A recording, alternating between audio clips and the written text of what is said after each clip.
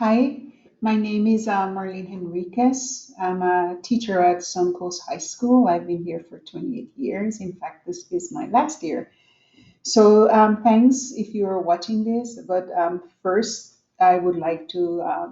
I was very fortunate to be able to teach both the IB and the AP programs, and both institutions have put the tools that I needed as a teacher to be able to do my job. And I was very fortunate that part of the programs of these two institutions include helping our students to understand our diversity. So I want to share some of my experience with literature and race in the classroom.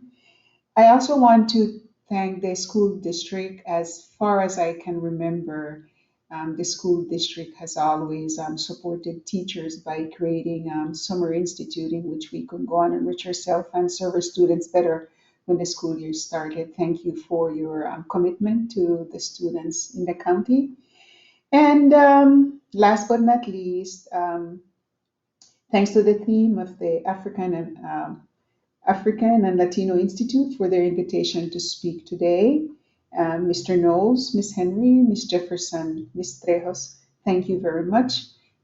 We teachers appreciate deeply the work you are doing to help us out in the classrooms. My topic, Race in Selected Works of Spanish American Literature, Our Common Humanity, is based on my reading of six works from Spanish American literature. But before we start, I would like to contextualize race in Latin America. I'm beginning with one of the persons, one of my favorite, of course, because he's a Nicaraguan like myself, that is Rubén Dario. Rubén Dario is known as the father of Spanish modernismo. For those of you who don't know him very well, he is the father of this movement that represents in literature the intellectual independence from European literature. So that was a big one for us. It's literary independence, I like to call Dario. Um, and I start by quoting a question that he posed in the Palabras Liminares of one of his works, Prosas Profanas y Otros Poemas. He says, ¿hay acaso en mi sangre alguna gota de sangre de África o de indio chorotega o nagrandano? Pudiera ser. Is there perhaps in my blood a drop of blood from Africa or of the Chorotega and Nagrandano Indians? It could be. This is a preoccupation that is very present in our culture these days. And it has created a lot of conflicts within families, in our society, and our countries as a whole. Normally, it's not a topic that's addressed. We tend to be quiet, but we do have that concern. When you see someone like Rubén Darío, who was very well known, he served as consul ambassadors to countries in Europe and South America. He was a journalist, he was a child prodigy, and he started his writing career at 14, a journalist for many international journals. And yet, he was worried that there might be one drop of blood of Africa in his veins. We're going to talk now a little bit about racial categorization in Latin America. And Julio Cesar Pino has done a great job. So I will just quote what he says. I have shared with you three pictures. Women, of course, as a woman, I ran ahead and chose pictures of women. And I know that's being sexist, but it just occurred to me that I could have chosen men as well. I apologize. So he talks about that there are three kinds of racial categorization used in Latin America. One, phenotype, race defined by physical characteristic, chiefly skin color and the shape of lips, hair, and nose. Two, genetics, also known as the one drop rule, whereby having a single ancestor belonging to the inferior, and I quote, race was enough to have oneself classified as part of that group. And three, sociocultural status, racial identity conferred by formal education, language skills in the dominant tongue, religion, wealth, custom, dress, and manners. Those of you who are familiar with Latinx people, I think you would guess who would be the one that's most accepted in our society because we do have these hang-ups. How curly is your hair? How kinky is your hair? How thick are your lips? How light is your skin? Etc. etc. And it creates a lot of division. There is an implicit caste system that still survives in our society, and it's very damaging. One of the reasons I chose to talk about race. According to the World Bank, there are 130 million people of African descent in Latin America presently. Okay, um, I was pretty much surprised in doing my research to find out that 10.7 million African slaves survived the Middle Passage, and of those, 90 to 96% were sent to Central America and South America and the Caribbean. This is, sorry, this is very interesting, and it makes a strong story for us to admit and accept that we are a Black nation. Another issue, another fact that created that caste system and that uneasiness with who you are, who you represent with the color of your skin, is the concept of pureza de sangre. Early on in during colonial times, to be able to occupy any important position within the virreinatos, you had to prove that you descended from the Cristianos Viejos. In your blood, there should have been no traces of Jewish or Arab blood that would totally invalidate your desire to work on any of these important posts. So that idea of purity of blood also helped to contribute to the caste system and to the way Latinx feel about who they are. Okay. This is now we were looking at a colonial class structure. This is one that's very popular. You may have seen this already. So we have at the top of the pyramid, the triangle, we have the peninsulares, which are the Spaniards born in Spain. Then we have the Creoles or Criollos. They were born in New Spain of Spanish parents. Then we have the mestizos, born of Spanish and Native American Indian parents. The Native American Indians, and finally the enslaved persons. This is a more complete chart of what this caste system would look like. You have the parentage, and then you have the offspring. Later on, we're going to be talking of one of our characters would be a Morisco. But as you can see, it's very complex with people trying to climb the ladder of race, trying to whiten the next generation, or not accepting, or the someone within the family because they're a lighter, darker skin, etc. It's very complex and very problematic for our culture. As as the during nation formation, the governments, the local governments, were pretty much bent on whitening their countries. And they went through great lengths to do this, some banning migration of Black people, colored people to their countries, and others going to the extreme of trying to exterminate the Black population in their countries. And I want to move on to Domingo Faustino Sarmiento and Rafael Trujillo as two examples of the whitening of Hispanic American countries. We're going to talk first about Trujillo from the Dominican Republic. Rafael Trujillo in 1937 massacred 15,000 Haitians at the border of Haiti and the Dominican Republic. This massacre, this genocide, is unspeakable. It's unacceptable, and the way in which he did it, I mean, by hiding and having these people killed with machetes so as not to make it known. The sad part is that the Dominican Republic is also made up of mulattoes and black people.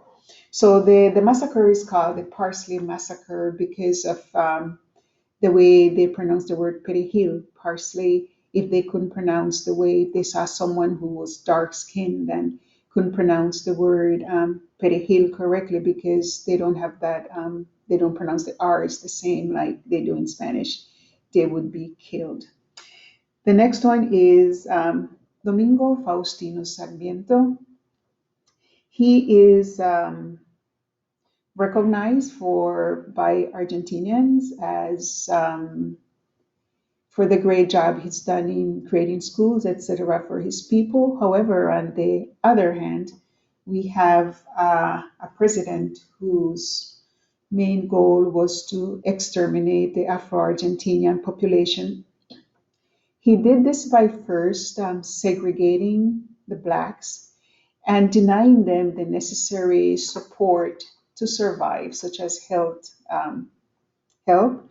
Um, by not doing this, a lot of the Afro-Argentinians succumbed to cholera and yellow fever. Then he enlisted the males in the military so that they could fight in the Argentinian-Paraguayan War. And some historians, one of the historians I was reading, tells that he personally knew that they were not going to win this war. However, he put them out there so that they could die. And he reached his goal because by 1875 there was no preoccupation with Afro-Argentinian. We are moving from the in the early 1700s, 50% of Argentinians' population was black, and in Buenos Aires, 30 to 40% were black or mulatto.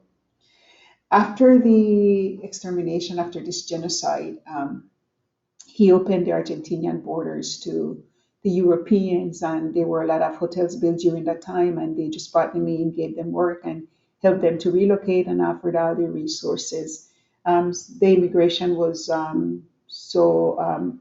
I would say, successful from his side that pretty soon and still now Argentinians boast of being the whitest um, nation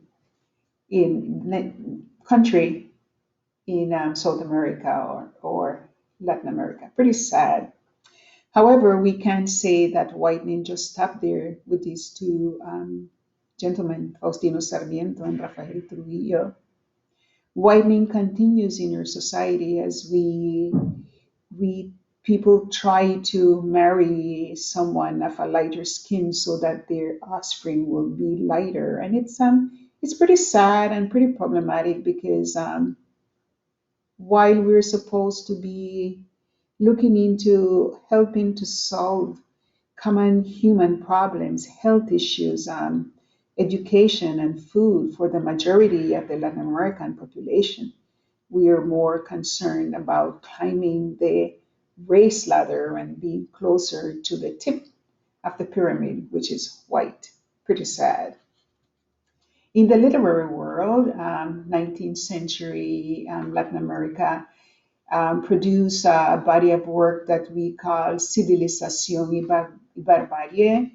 Of course, civilization meant the Europeanization of Latin America, and the barbarism, the barbaric, represented the mixed population, the colored people within these countries. So we didn't see human beings, we saw barbaric people and we saw civilized people. Domingo Faustino Sarmiento had it wrong.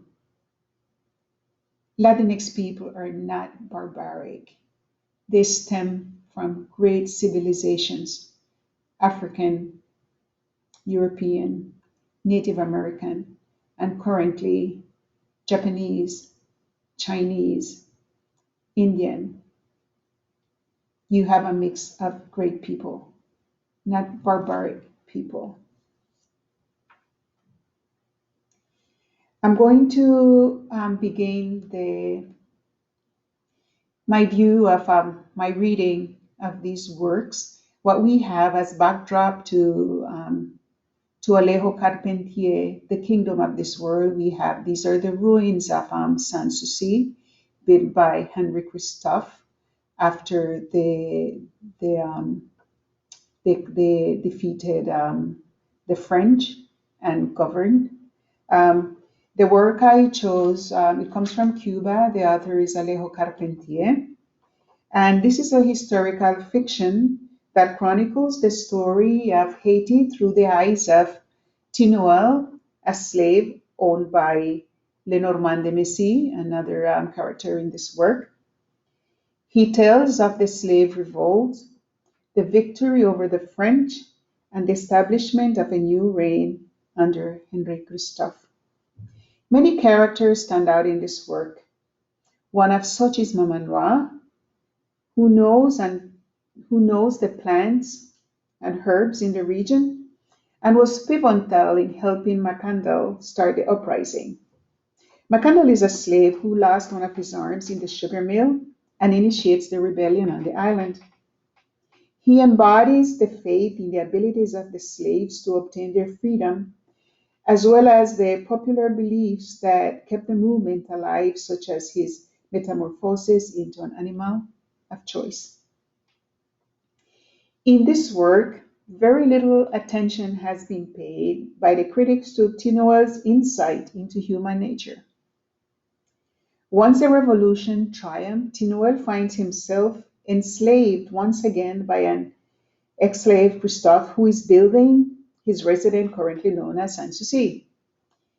He is shocked at the cruelty inflicted on the slaves by someone of his own race who has experienced slavery, and he comments, "There is an infinite misery being beaten by another black person, so much like himself, branded like himself.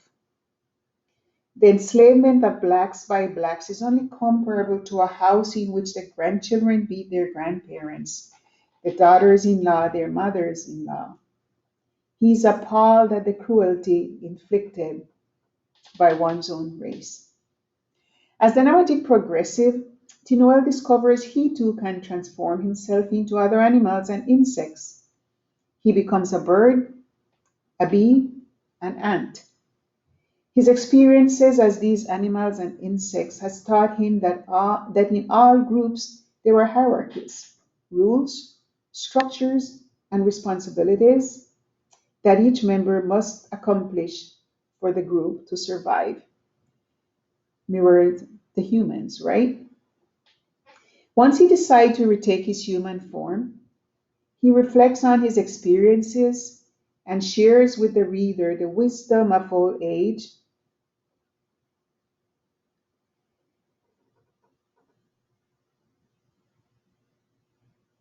Okay, um, his metamorphosis and hard labor. And I quote from his voice: "Man always desires happiness beyond the portion he is allotted, but the greatness of man is precisely in wanting to better himself, in setting for himself new tasks." And I leave with you this quote from Tinoel: "Man can only find his greatness, his greatest measure, in the kingdom of this world." Next, we're moving to the Dominican Republic, And the story, La llamaban Aurora, Pasión por Donna Summer, by Aida Cartagena Portalatin. In a nutshell, this is a short story, only 2 pages long.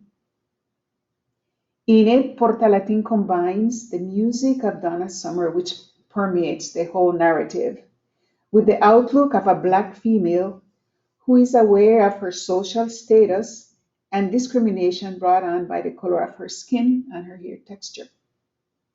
Disenchanted with the treatment she receives at Miss Sarah's home, she packs her bags and moves to New York.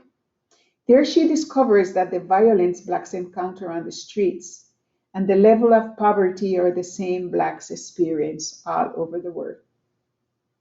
Her name, Colita Garcia.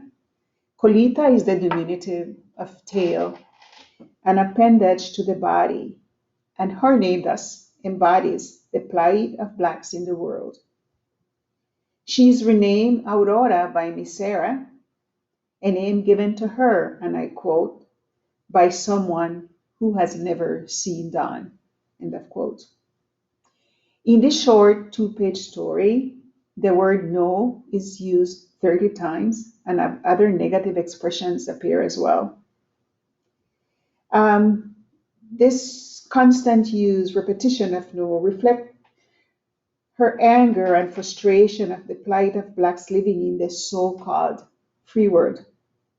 She denounces the injustice in her country, New York, and Africa. Her no's are strident and loud, as Donna Summer's song in her neighborhood. No to being called an intelligent Black girl. No to the Italian guy who pulls her hair and calls her negrita fea. No to Miss Sarah's belief that the least Blacks can do is to entertain. No to being exploited as a maid in New York. No to poverty encountered on the streets in New York. No to discrimination in South Africa. After her disenchantment with New York, she returns to Miss Sarah. Sarah drags her by the hair and pushes her towards the record player, where the music of Donna Summer drowns her tears. This story embodies the hopelessness of those feeling trapped in situations where they're viewed only by their skin color. However, even though Colita returned to the same space she was uncomfortable with, we have to admire her strength to try to move away and seek a different life. We also have her strong, assertive voice condemning the injustices against Blacks all over the world.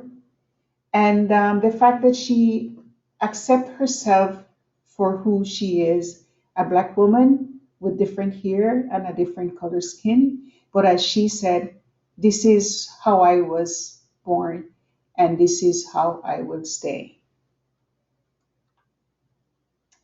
Next, I'm using an image of a conquistador and a warrior to introduce Nicolas Yang with his poem, Balada de los Dos Abuelos. Nicolas Yang is a Cuban poet who is a member of the Negritude movement of the 1920s in the Caribbean. This is a movement that parallels the Harlem Renaissance. In fact, Nicolas Yang and Langston Hughes were very good buddies, and Langston Hughes did translate some of his poems. In his poems, Guiyang created a space where the Black body, whether a poor Black person or someone who had a better position, a better job, their voices could be heard. He honored and he incorporated everything African in his poem. In fact, if one reads his poem in Spanish, you can actually hear the beating of the drums in the background of the words. To do this, he introduced what he called hitanháforas. Hitanháforas just mean words that don't mean anything, but they bring the musicality to the poem. Um, this poem is symbolic because it shows the merging of his black grandfather and his white grandfather to create someone that is very unique.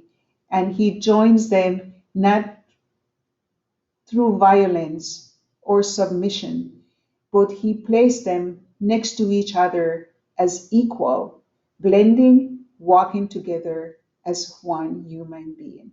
A powerful lesson for our Latinx people. We can be proud of who we are.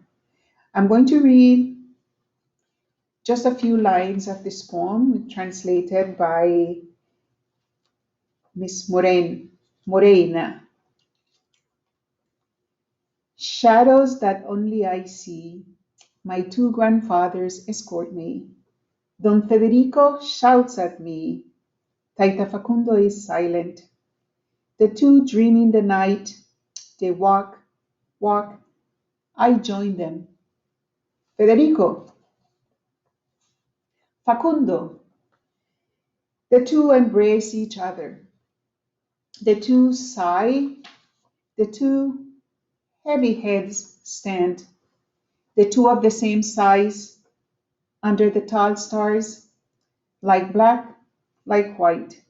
The two of the same size, screaming, dreaming, crying, singing, dreaming, crying, singing, crying, singing. They sing, they sing. Next, we will move on to South America. I'm going to highlight the Quechua people of the Andean region. I chose this image and another one to help to get you into the mood for listening to Ernesto, the child narrator. As this novel opens up to the reader, we find him coming into Cusco and walking along the street of Cusco, being taken away by the music. He feels like there is music that emanates from these walls, these stones that were built by the Incas. Like the author of this work, Deep Rivers, Los Ríos Profundos, Ernesto speaks Quechua and totally identify with the indigenous population of the Andean region, the Incas. I have also chosen these two images because the conflict within the work revolves around the chicheras, the Inca women. And then we have the waterfall. This is called the waterfall of the bride.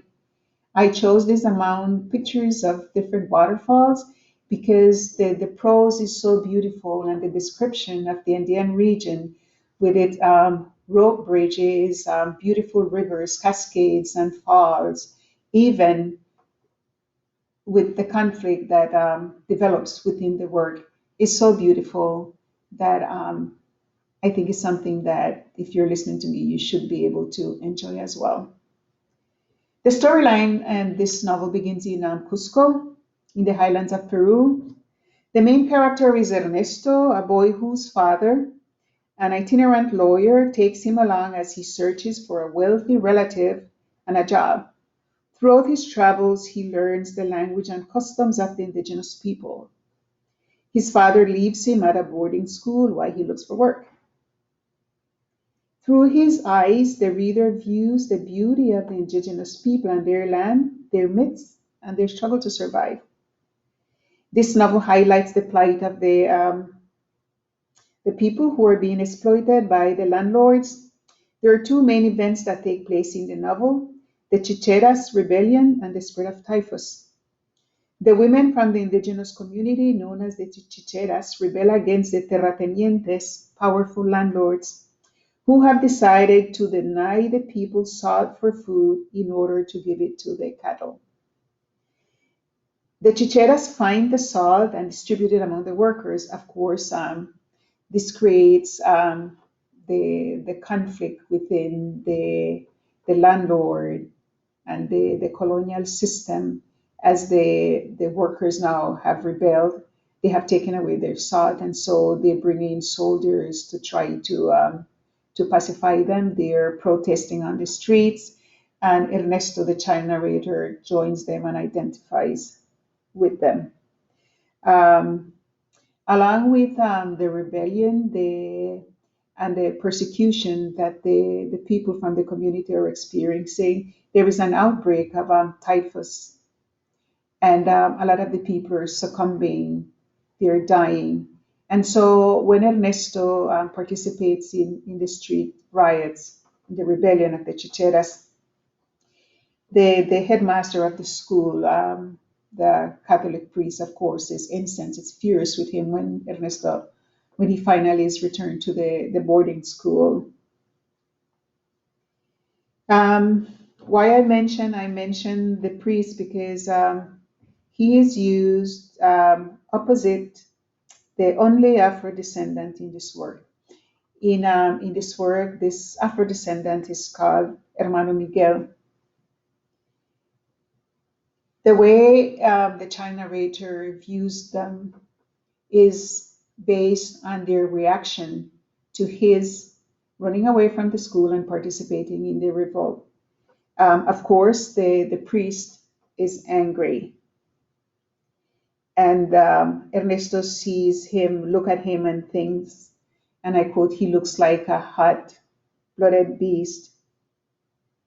However, Hermano Miguel, who he described as Prieto, in Latin American countries, Prieto is sometimes used as a euphemism for black. I looked up other meanings online, and it says dark skin, very dark, etc. So, and if we look at his hair, he said his hair was so curly against his head that you can see the shape of his head. So I'm thinking that this was a very dark priest. However, comparing the way the Spanish priest reacted to him as opposed to this one, Father Miguel, he said, Father Miguel, me habría, and I quote, me habría mirado con sus ojos blancos y humildes como los de todo un ser que ama verdaderamente al mundo. He would have looked at me with his white and humble eyes like those of a human being who truly loves the world. This next image is that of La Plaza de las Tres Culturas. The work that I'm going to share with you right now briefly is La Muerte de Artemio Cruz, the death of Artemio Cruz. In La Plaza de las Tres Culturas, we can see the blending of the indigenous culture. We also see the modern culture. We see colonial time. We see the pre-Columbian architecture. We see the cathedral which was built on top of that to represent the colonial portion, historical Mexico, and then we have in the background we have modern Mexico. That's why they call it the Plaza of the Three Cultures. So this is where this backdrop serves as for the development of Artemio Cruz. The death of Artemio Cruz was written in 1962. Carlos Fuentes is one of the Latin American writers that is part of what we call the literary boom. The boom meaning that for the first time in the history of Latin American literature, these writers, including Carlos Fuentes, were being translated worldwide and were earning money for their writings, which never happened before, right? So he's part of the boom. So The book also takes a different approach to writing. It is not chronological. The novel begins with the death of Artemio Cruz and ends with his birth.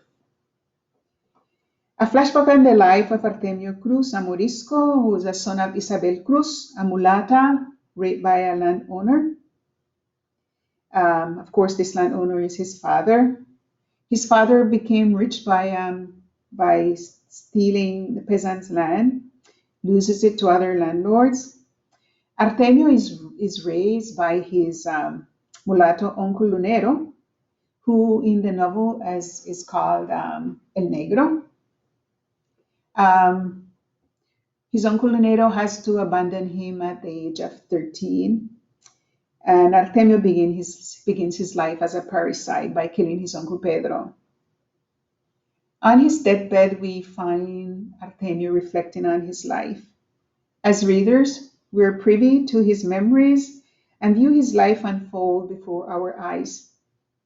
Through flashback, we come in contact with a character who is greedy, ruthless, and faithful to his wife and family, and indulges in anything that brings him pleasure.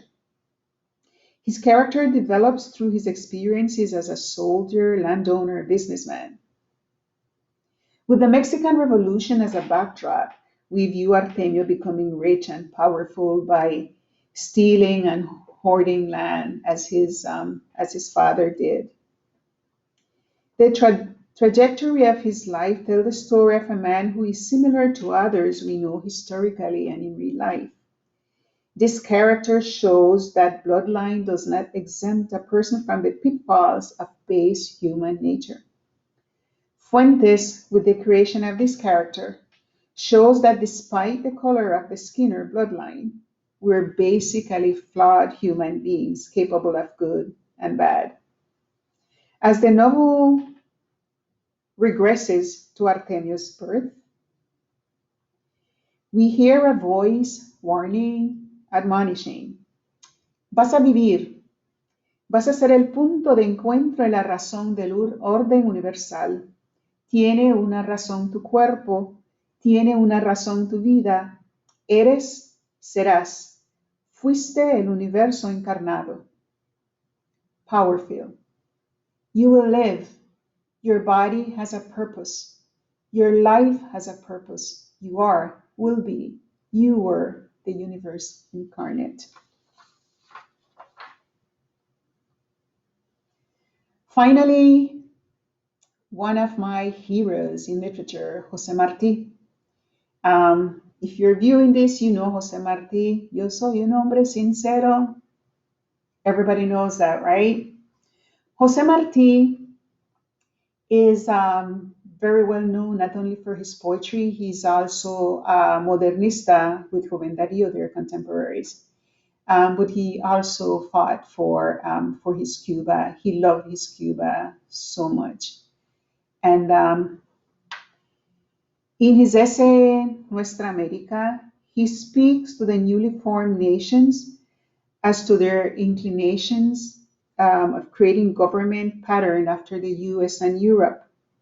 In this essay, he calls on the new nations to look within their own countries to find solutions to their problems and create governments that address the needs of its mixed population. I would say that along with Vasconcelos, he's one of the early writers that really addressed the racial problems that was already budding during colonial time and during nation formation in Latin America. He also strongly condemns those who are ashamed of their native ancestors. He goes far as to say that how can we be ashamed of our Indian grandmother that we hide her to move on in society and ignore her. So he was appealing to this sense of identity in race, which is so lacking. So I thank the College Board for sharing this piece with the high schools, and it creates a good insight as to the respect and the love that we should have for who we are as a people. This is one of, I'm quoting him, this is my translation of part of Nuestra America. The soul emanates equal and eternal from diverse bodies of shape and color. The one who foments and propagates the opposition and hatred of races sins against humanity. Another powerful quote. Now let's take a look back at our characters. At the end of Artemio Cruz's life, we saw that this voice appears and it tells him, your life has a purpose. Your life has a purpose. Tinoel, the main character in the kingdom of this world, tells us the greatness of man is to better oneself. Ernesto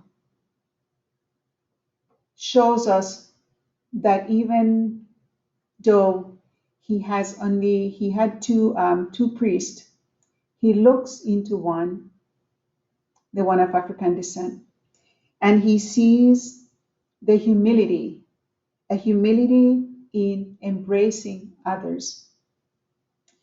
And then we have Marti with the idea that all human bodies possess an eternal soul.